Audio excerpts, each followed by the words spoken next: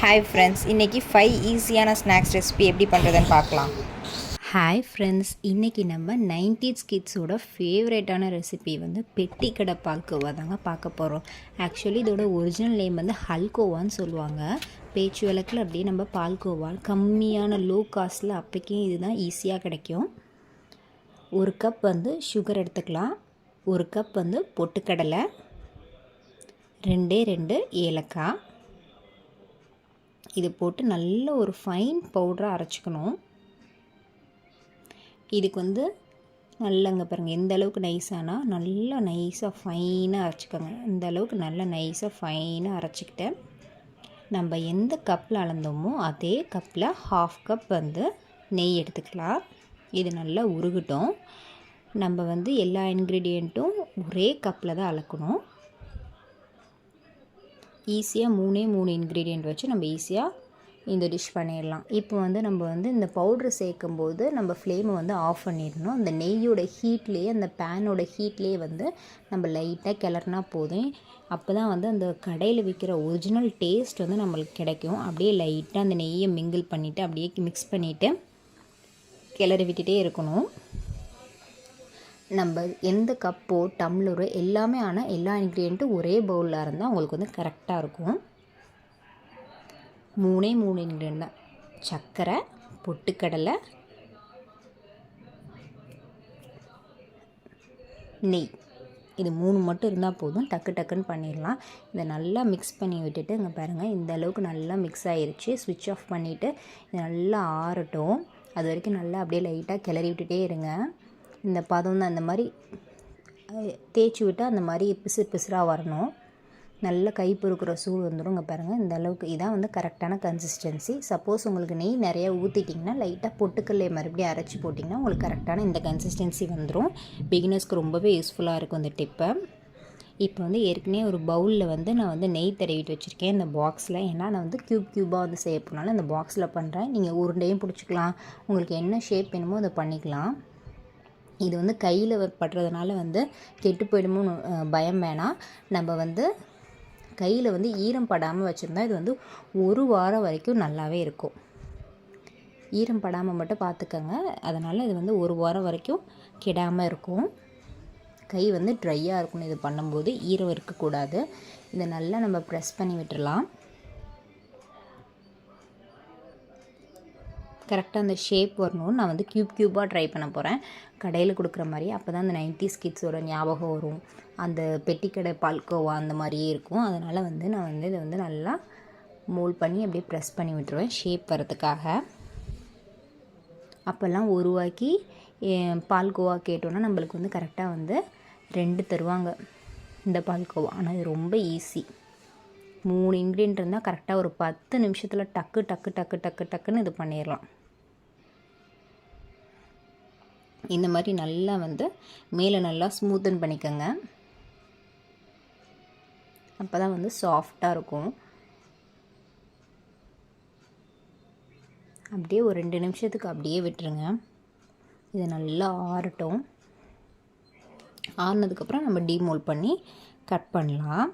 நல்லாவே வந்து நல்லா சாஃப்ட் பண்ணிக்கோங்க. இது வந்து நான் வந்து சிலிக்கான் அந்த கரண்டி எடுத்திருக்கேன். நீங்கள் வந்து சாதாரணமாக கையில் கூட மேலே ப்ரெஸ் பண்ணி விடலாம்.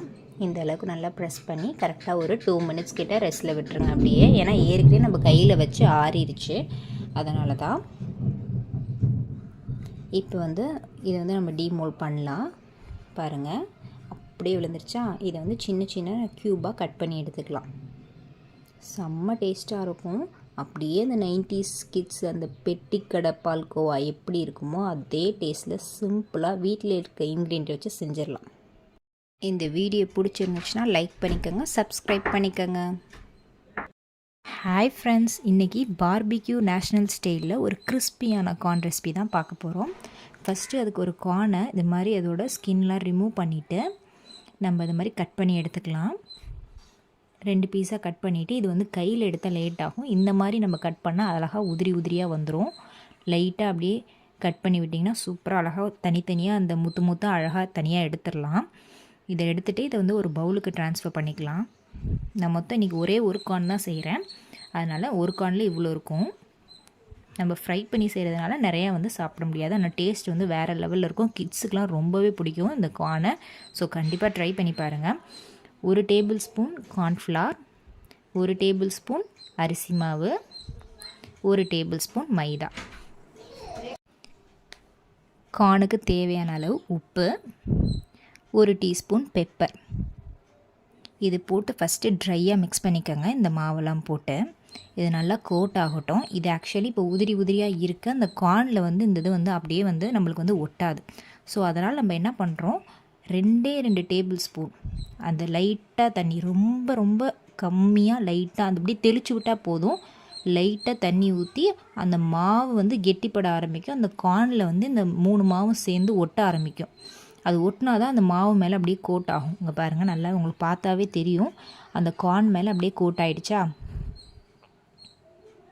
லைட்டாக தண்ணி ஊற்றிட்டு அந்த கார்ன் மேலே கோட் ஆகணும். இப்போ வந்து ஒன்றுத்துக்கு ஒன்று அந்த மாவு தண்ணி ஊற்றினால பிடிக்க ஆரம்பிக்கும். மறுபடியும் 1 டேபிள் ஸ்பூன் கார்ன்ஃப்ளவர் போட்டிங்கன்னா மறுபடியும் உதிரியாக தனித்தனியாக வந்துடும், நம்மளுக்கு வந்து ஒட்டாது. ஸோ இந்த டிப்பை வந்து ஃபாலோ பண்ணிங்கன்னா உங்களுக்கு அழகாக எல்லாமே தனித்தனி கார்னாக வரும். ஒரு கோட்டட் வந்து அந்த கார்ன் மேலே அந்த மாவு வந்து நல்லா கோட்டும் ஆகிடுக்கும்.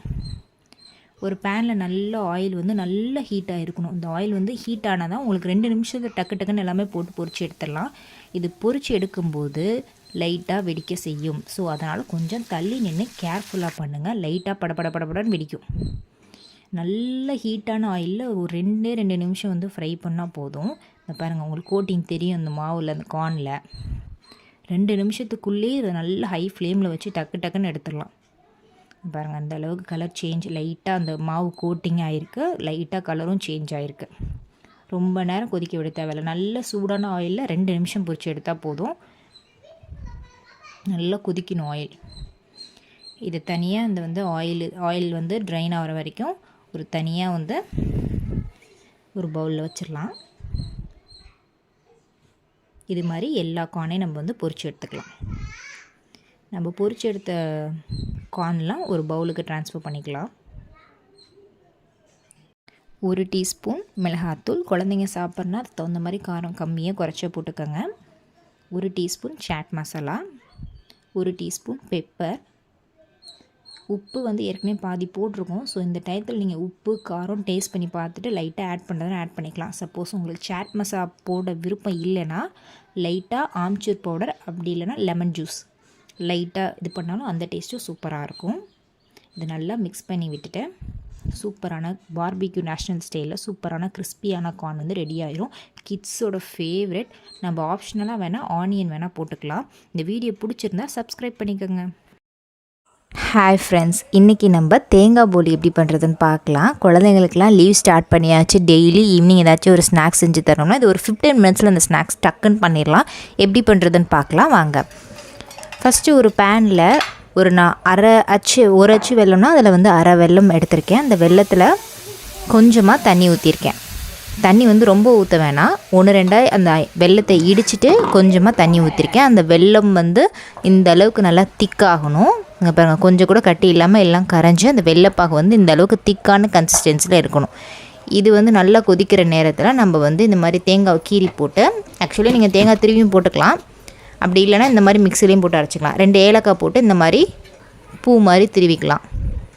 மிக்சியில் அரைச்சதுக்கப்புறம் சப்போஸ் நீங்கள் தேங்காய் திருவி போட்டிங்கன்னா ஏலக்காய் பொடி வந்து இதில் ஆட் பண்ணிக்கோங்க. நான் இதிலே ஏலக்காவும் சேர்த்துட்டேன், அதனால் நான் ஏலக்காய் பொடி போடல. இந்த வெல்லத்தோடு நல்லா மிக்ஸ் ஆகட்டும். இது செய்ய மொத்தமே 15 மினிட்ஸ் தான் ஆகும். டக்குன்னு பண்ணிடலாம். இந்த வெல்லம் வந்து நல்லா அந்த தேங்காயில் அப்சர்வ் ஆகிற வரைக்கும் இந்த அளவுக்கு கரெக்டாக ஒரு உருண்டை பிடிக்கிற பதத்துக்கு இது கரெக்டாக இருக்கும். இருக்க லைட்டாக கொஞ்சம் இறுகிரும். இந்த கரெக்டான கன்சிஸ்டன்சி. அடுத்து ஒரு பவுலில் ஒரு 250 கிராம் மைதா இருக்கும். இது வந்து மொத்தமாக ஒரு 8 போலி கிட்ட சின்னதாக போட்டால் போதும். கரெக்டாக 8 போலி கிட்ட வரும். 1 டீஸ்பூன் மஞ்சத்தூள், தேவையான அளவு உப்பு, நெய் 1 டீஸ்பூன், இதெல்லாம் போட்டு நல்லா ஃபஸ்ட்டு மிக்ஸ் பண்ணிக்கலாம். நெய் வந்து நீங்கள் உருக்கி சேர்க்கறனால பரவாயில்ல. கொஞ்சமாக தண்ணி ஆட் பண்ணிவிட்டு நம்ம இந்த மாவு வந்து சப்பாத்தி மாவோட கொஞ்சம் லூஸான கன்சிஸ்டன்சியில் பிசைஞ்சு எடுத்துக்கிற மாதிரி இருக்கும். அப்பப்போ நெய் தடவிக்கோங்க. நெய் இந்த மாதிரி கன்சிஸ்டன்சி வந்ததுக்கப்புறம் கையில் நெய் தடவினா மட்டும்தான் இந்த மாதிரி ஒட்டாமல் வரும், இல்லைனா ஃபுல்லாக ஒட்டிடும். இந்த மாதிரி நெய் தடவும் போது நம்மளுக்கு கையில் நல்லா ஒட்டாமல் நீட்டாக வரும். இங்கே பாருங்கள், உங்களுக்கு தெரியும் அப்போயே முன்ன பசஞ்சதுக்கும் இப்போ பசஞ்சதுக்கும் இந்த அளவுக்கு கன்சிஸ்டன்சி. இந்த அளவுக்கு மாவு வந்து கொஞ்சம் லூஸாக வந்து பசஞ்சு வச்சுக்கலாம். இதை வந்து கரெக்டான கன்சிஸ்டன்சி போலி போடுறதுக்கு கரெக்டாக இருக்கும். இப்படி மாதிரி வச்சா கொஞ்சம் தண்ணி கொஞ்சம் நிறைய ஊற்றி இந்த மாதிரி கரெக்டாக பசஞ்சு எடுத்துக்கலாம். இது தனியாக இருக்கட்டும். இப்போ ஒரு பட்டர் ஷீட் அப்படி இல்லைன்னா வாழை இலை எது வேணாலும் எடுத்துக்கலாம். நான் வந்து பட்டர் ஷீட் எடுத்துக்கிட்டேன்.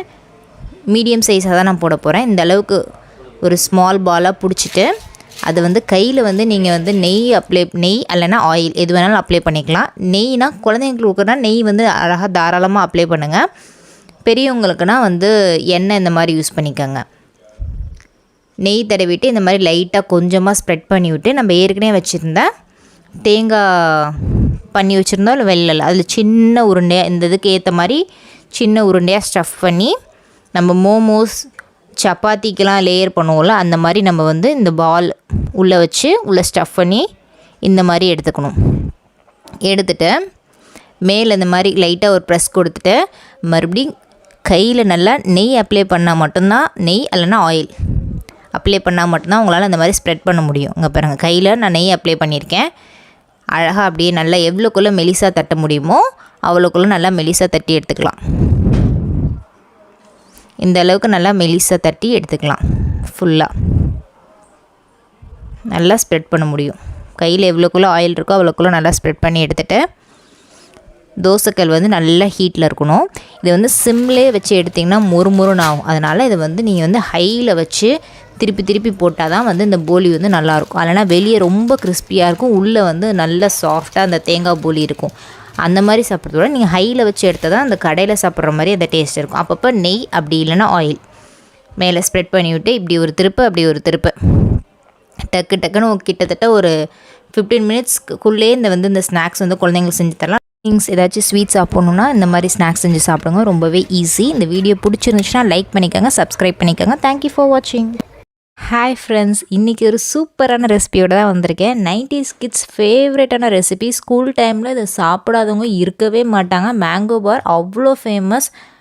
குறிப்பாக இதோட டேஸ்ட்டுக்கு நிறையா பேர் 90s கிட்ஸில் அடிமைன்னே சொல்லலாம். இது எப்படி வீட்டில் பண்ணுறதுன்னு பார்க்கலாம். செம்ம ஈஸி அண்ட் சூப்பராக பண்ணிடலாம். டக்குன்னு ஒரு 4-5 இன்க்ரீடியன்ட் தான் தேவைப்படும். மற்றதுக்கு ஃபஸ்ட்டு 3 பச்சை மாங்காய் எடுத்திருக்கேன்.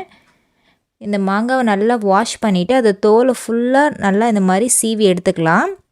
சீவி எடுத்ததுக்கப்புறம் நம்ம வந்து இந்த மாங்காவை சின்னதாக நல்லா கட் பண்ணிக்கலாம். இது நல்லா எல்லா மாங்காவும் 3 மாங்காவும் கட் பண்ணதுக்கப்புறம் ஒரு பேனில் நிறைய தண்ணி ஊற்றுங்க. இந்த 3 மாங்காய் முழுகிற அளவுக்கு நல்லா தண்ணி ஊற்றிட்டு அதுக்கப்புறம் நம்ம கட் பண்ணி வச்சுருந்தா மாங்காய் எல்லாத்தையும் ஆட் பண்ணிக்கலாம். ஆட் பண்ணிவிட்டு மூடி போட்டு கொஞ்சம் நேரத்துக்கு குக் பண்ணிங்கன்னா அந்த மாங்காய் நல்லா மேஷ் ஆகிற அளவுக்கு குக் ஆகணும். இது நல்லா மேஷ் ஆகணும், கொஞ்சம் கூட கட்டியாக இருக்கக்கூடாது. அப்போ தான் நம்மளுக்கு மேங்கோ பார் எடுக்கும்போது அந்த தோசை மாதிரி வரும். ஸோ அதனால் நல்லா மேஷ் ஆகிற அளவுக்கு நல்லா குக் பண்ணிக்கலாம். இதை தனியாக எடுத்து வச்சிடலாம். திரும்ப அதே தண்ணியில் எவ்வளோ மாங்காய் போட்டோமோ அதுக்கு இனிப்புக்கு தகுந்தாப்பில் நீங்கள் போட்டுக்கோங்க. அது வெள்ளைப்பாக ரெடி ஆகட்டும். அதுக்குள்ளே நம்ம வந்து மிக்ஸி ஜாரில் இதை போய் நல்லா ஒரு ஃபைன் பேஸ்ட்டாக தண்ணிலாம் எதுவுமே கலக்காமல் நம்ம வந்து இதை வந்து அரைச்சிட்டு வந்துடலாம். இங்கே பாருங்கள், நல்லா கொஞ்சம் கூட கட்டைகள் இல்லாமல் நல்ல ஒரு ஃபைன் பேஸ்ட்டாக அரைச்சாச்சு. அதுக்குள்ளே நம்மளுக்கு வந்து வெள்ளைப்பாகு வந்து ரெடி ஆகிடுச்சு. இதுக்கு வந்து கன்சிஸ்டன்சி இந்த பாகுபதம் அதெல்லாம் எதுவுமே கிடையாது. இதை தனியாக எடுத்து வச்சிடலாம். ஒரு பேனில் நம்ம அரைச்சி வச்சுருந்த மேங்கோ பேஸ்ட்டு, கொஞ்சமாக உப்பு, காரத்துக்கு ஏற்ப மிளகாத்தூள். சப்போஸ் உங்களுக்கு மிளகாத்தூள் உப்பு எதுவும் கம்மியாக இருந்துச்சுன்னா நீங்கள் நடுவில் கூட ஆட் பண்ணிக்கலாம். இந்த டிஷ்ஷை பொறுத்த வரைக்கும் இப்போ தான் ஆட் பண்ணணுங்கிறதுலாம் கிடையாது.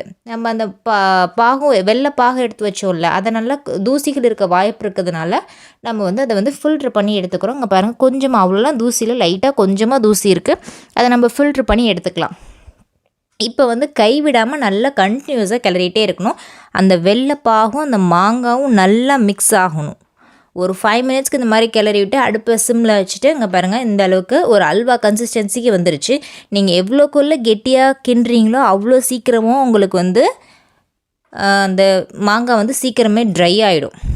சீக்கிரமாக மேங்கோ பார் ரெடி ஆகிடும். நீங்கள் இந்த ஸ்டேஜில் தான் ஆஃப் பண்ணணும் அப்படிங்கிறதெல்லாம் கிடையாது. இந்த டிஷ்ஷை பொறுத்த வரைக்கும் ஒரு பிளேட்டில் இல்லைனா பட்டர் ஷீட்டில் இந்த மாதிரி பட்டர் ஷீட்னால் நெய் தடவை தேவையில்லை. இந்த மாதிரி பிளேட்டில் நெய் தடவிட்டு இந்த கன்சிஸ்டன்சி இங்கே பாருங்கள், கொஞ்சம் அந்த அல்வா மாதிரி கொஞ்சம் லைட்டாக இந்த அளவுக்கு ஊற்றினா இந்த அளவுக்கு கன்சிஸ்டன்சி திக்காக இருக்கணும். ஃபஸ்ட்டு ஒரு லேயருக்காக கொஞ்சமாக ஊற்றி நான் ஃபஸ்ட்டு மேங்கோ பாரை லைட்டாக ஸ்ப்ரெட் பண்ணிக்கிட்டேன். பாதி தான் ஊற்றிருக்கேன். அடுத்த பாதி இது நல்லா ஸ்ப்ரெட் பண்ணி விட்டுட்டு ஈவனாக, அதுக்கப்புறம் மிச்சம் இருக்கிறதையும் ஃபுல்லாக ஸ்ப்ரெட் பண்ணி விட்றேன். இது வந்து நீங்கள் வெயிலில் காய வச்சிங்கன்னா, இப்போ அடிக்கிற வெயிலுக்கு நீங்கள் ஒரு நாள் காய வச்சா போதும், இல்லைனா 3 மணி நேரம் காய வச்சாலும் போதும். நீங்கள் அது இந்த வெள்ளை பாகு போட்டு நீங்கள் கிண்டுறதை பொறுத்து. நான் எனக்கு வந்து 3 ஹவர்ஸ்லேயே வெயிலில் வச்சேன், கெட்டியாயிடுச்சு. வீட்டுக்குள்ளேயே வச்சு காய வச்சிங்கன்னா ஒரு 3 ஹவர்ஸே போதும். நல்ல வெயில் படுற இடம் நிழல் மாதிரி இருந்துச்சுன்னா உங்களுக்கு கையில் எடுத்தால் ஒட்டாமல் வரணும். வெயிலில் எதுக்காக வைக்கிறோன்னா கொஞ்சம் லைஃப் கொஞ்சம் நல்லா வரும், அதனால் சீக்கிரமாக கெட்டு போயிடாது மேங்கோ பார். பாருங்கள், சூப்பராக அப்படியே நம்ம கடையில் சாப்பிட்ற மாதிரியே இருக்கும். டேஸ்ட்டும் சூப்பராக இருக்கும். கிட்ஸுக்கெலாம் ரொம்பவே பிடிக்கும். இந்த வீடியோ பிடிச்சிருந்தா லைக் பண்ணிக்கோங்க, சப்ஸ்கிரைப் பண்ணிக்கோங்க, அப்படியே notification bell button. Hi friends, இன்றைக்கி நம்ம சூப்பரான ஒரு ஸ்நாக்ஸ், ஹெல்த்தியான ஸ்நாக்ஸ், குழந்தைங்களுக்கு ரொம்ப பிடிக்கிற ஸ்நாக்ஸ் ஒரு 5 மினிட்ஸில் பண்ணிடலாம். எப்படி பண்ணுறதுன்னு பார்க்கலாம். ஒரு 1/2 கப் பொட்டுக்கடலை எடுத்திருக்கேன். உங்கள் பொட்டுக்கடலை நல்லா மொறுன்னு இருந்தால் அப்படியே யூஸ் பண்ணிக்கலாம். சப்போஸ் கொஞ்சம் நமுத்து போகிற மாதிரி இருந்தால் லைட்டாக ரோஸ்ட் பண்ணிட்டு யூஸ் பண்ணிக்கோங்க.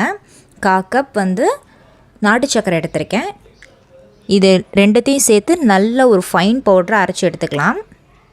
அரைச்சிட்டு நீங்கள் நாட்டு சர்க்கரைக்கு பதிலாக ஒயிட் சுகர் யூஸ் பண்ணலாம். பட் குழந்தைங்களுக்கு கொடுக்கறனால நாட்டு சர்க்கரை, கல்கண்டு இந்த மாதிரி யூஸ் பண்ணால் கொஞ்சம் நல்லது. இது நல்லா நம்ம சலித்து எடுத்துக்கலாம். கொஞ்சம் இந்த மாதிரி கெட்டியாக இருக்கிறதெல்லாம் வெளியே வந்துடும். நம்மளுக்கு உருண்டை வந்து நல்லா சாஃப்டாக கிடைக்கும் அந்த லட்டு. நெய்யை இப்போ உருக்கி எடுத்துக்கலாம். அந்த உருண்டைக்கு கரெக்டாக பார்த்திங்கன்னா நான் வந்து 1/2 கப் போட்டேன்னா 1 டேபிள் ஸ்பூன் கொஞ்சம் அதிகமாக லைட்டாக கொஞ்சமாக அதில் ஆட் பண்ணால் கரெக்டாக இருக்கும். இந்த மாதிரி நல்லா மெல்ட் ஆனதுக்கப்புறம் கொஞ்சமாக அந்த மாவில் இந்த நெய்யை ஊற்றி அப்படியே கிளறி விட்டுட்டே இருங்க. ஸ்பூனை வச்சு கிளறுங்க, டக்குன்னு கையை வச்சா சுட்டுரும்.